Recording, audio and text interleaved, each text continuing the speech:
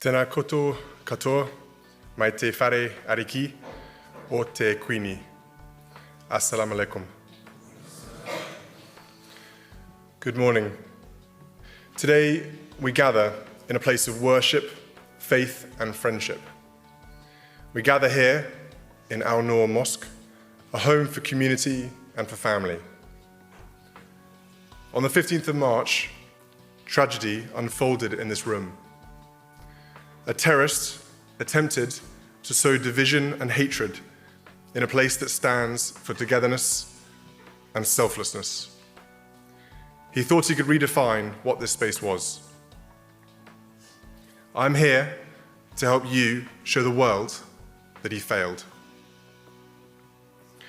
Now, when I woke up in London on the morning of the 15th of March, I could not believe the news.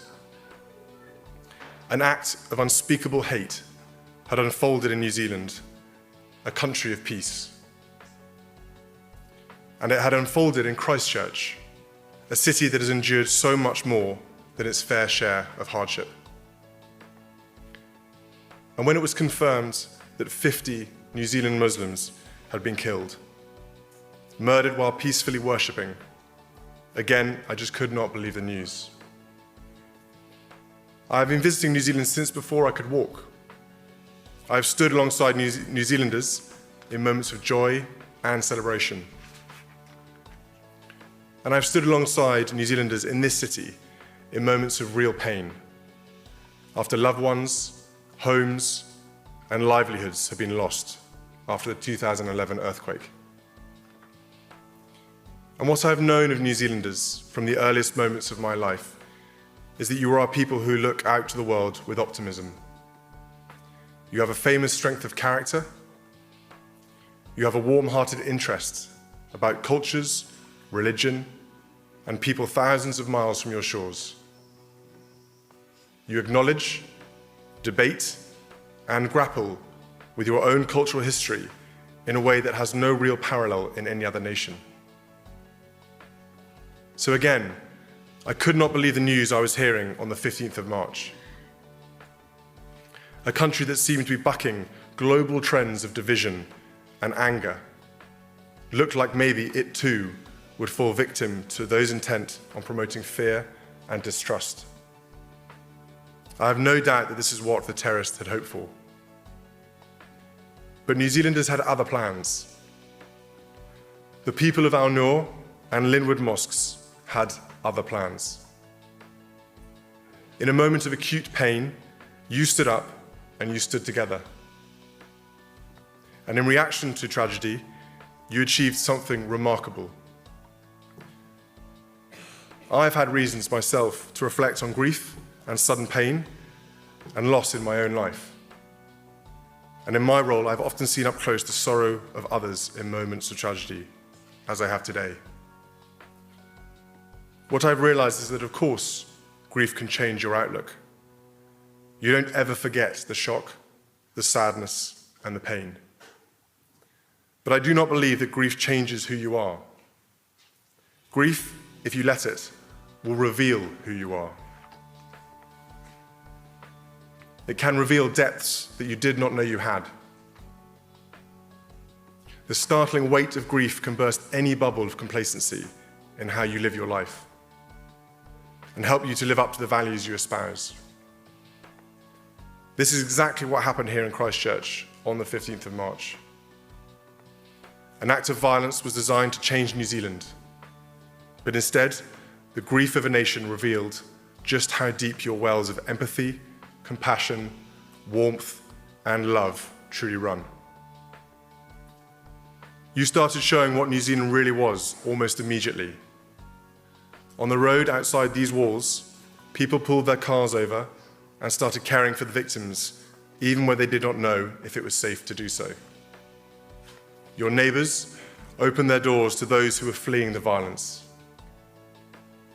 Your first responders apprehended the killer and immediately worked to save lives in the most challenging of circumstances. In the days that followed, thousands of bouquets of flowers filled public spaces in this city, brightening the darkest of moments. Your Prime Minister showed extraordinary leadership of compassion and resolve, providing an example to us all. Imam Gamal Fuda, you displayed wisdom and grace that is almost unthinkable given what you witnessed with your own eyes. Your words in the days after the attack moved the world. Your reminder that the victims needed to be remembered both as Muslims and as New Zealanders showed that grief revealed you to be a man of great wisdom. You could not have been more right when you declared that this country is unbreakable. On the map, New Zealand may look like an isolated land, but in the weeks that followed the 15th of March, the moral compass of the world was centred here in Christchurch. You showed the way we must respond to hate, with love.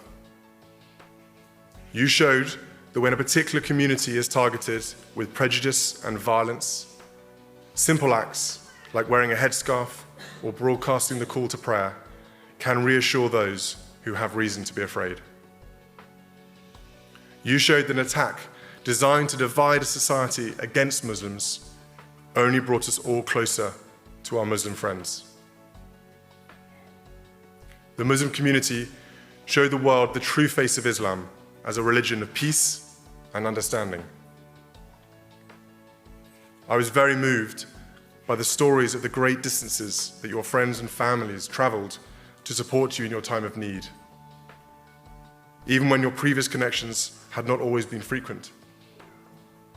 They travelled here to support you because you were family, and that is what families do.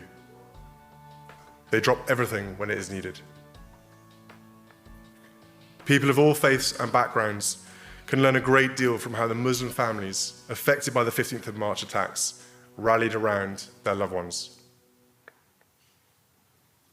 The example provided by New Zealand will prove to be of enduring value to all nations. What happened here was fueled by a warped ideology that knows no boundaries. The world is rightly united to fight the extremism that has made sorrowful brethren out of cities like New York, Paris, London, and Manchester, and that has taken so many lives in Sri Lanka in recent days.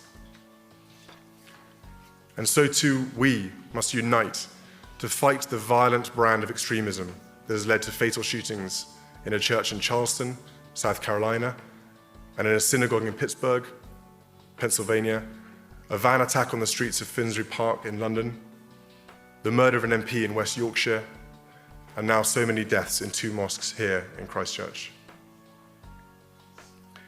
Extremism in all its forms must be defeated.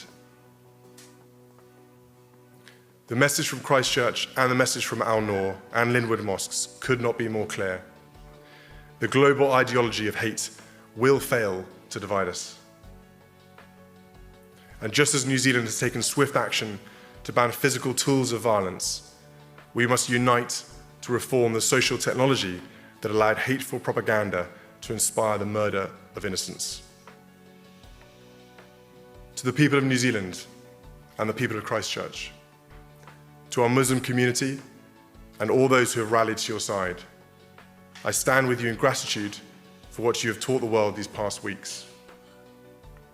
I stand with you in optimism about the future of this great city. I stand with you in grief for those we have lost, and with support for those who survived. And I stand with you in firm belief that the forces of love will always prevail over the forces of hate. Nō reira, kia kaha, oro, hauniui, tēnā koto, tēnā tātou katoa. Shukran, salam.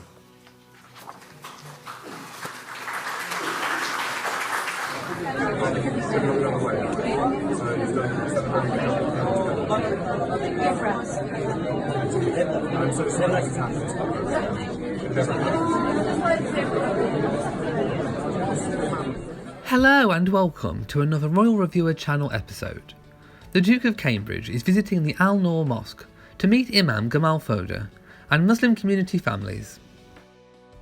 The Duke said, "To the people of New Zealand and the people of Christchurch, to our Muslim community, With all those who have rallied to your side, I stand with you in gratitude for what you have taught the world these past weeks.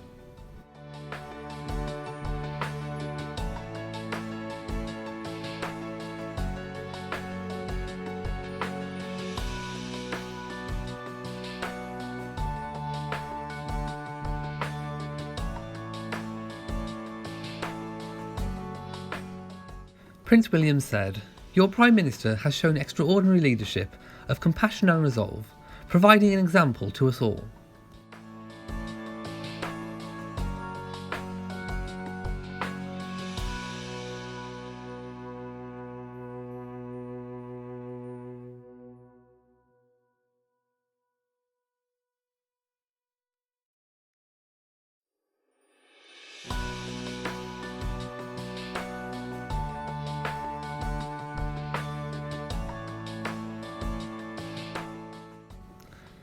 Here we see the Duke paying his respects.